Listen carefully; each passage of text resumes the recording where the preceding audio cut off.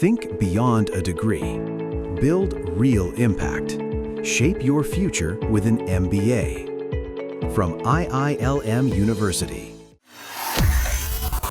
कांग्रेस में एक बार फिर बड़ा सियासी धमाका हुआ है। पहले गुलाम नबी आजाद और अब बिहार के कद्दावर नेता शकील अहमद, दोनों ने पार्टी छोड़ी और दोनों ने सीधे राहुल गांधी पर निशाना साधा।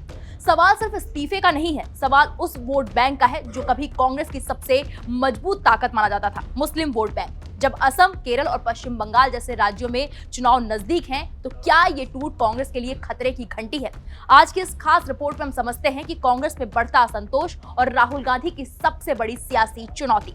2022 में गुलाम नबी आजाद ने कांग्रेस से 50 साल पुराना रिश्ता तोड़ा।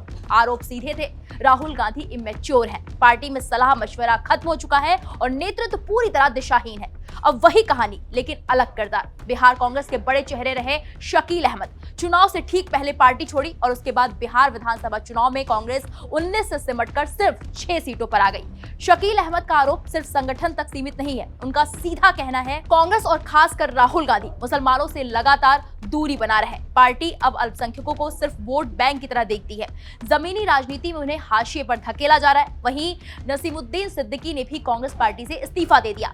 3 मुस्लिम नेताओं के पार्टी से नाराज होने की खबर ऐसे वक्त में तूल पकड़ रही है जब कांग्रेस के लिए दांव सबसे बड़ा है। पश्चिम बंगाल, जहां मुस्लिम आबादी करीब 24% है, केरल जहां पर 27% है और असम वहां पर लगभग 34% है। इन राज्यों में मुस्लिम वोटर निर्णायक भूमिका निभाते हैं। कांग्रेस इन्हीं वोटों के सहारे वापसी की रणनीति बना रही थी, लेकिन शकील अहमद का ये विस्फोट उस पूरे गणित को बिगाड़ता नजर आ रहा है। दरअसल कांग्रेस का मुस्लिम वोट बैंक अब पहले जैसा एक तरफा नहीं रहा। यूपीए सरकार के दौर में सच्चर कमेटी की सिफारिशें और कई योजनाएं इसी वर्ग को ध्यान में रखकर लाई गई।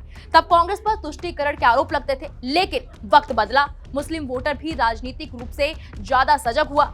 जहां जीत दिखी वहीं वोट गया। कहीं तृणमूल कांग्रेस, कहीं आरजेडी, कहीं एआईएमआईएम और कहीं तो यूपी में समाजवादी पार्टी। पश्चिम बंगाल में इंडियन सेक्युलर फ्रंट और असम में बदरुद्दीन अजमल की पार्टी कांग्रेस के वोट काटने में बड़ी भूमिका निभा चुकी है। इसी बीच बीजेपी की लगातार जीत और हिंदुत्व एजेंडे की सफलता ने कांग्रेस को रणनीति बदलने पर मजबूर कर दिया। राहुल गांधी को जनेऊधारी, ब्राह्मण, शिव भक्त और कैलाश मानसरोवर यात्री के तौर पर पेश किया गया, लेकिन ये प्रयोग न हिंदू वोटरों को जोड़ पाया और न ही मुस्लिम समुदाय को भरोसा दे सका।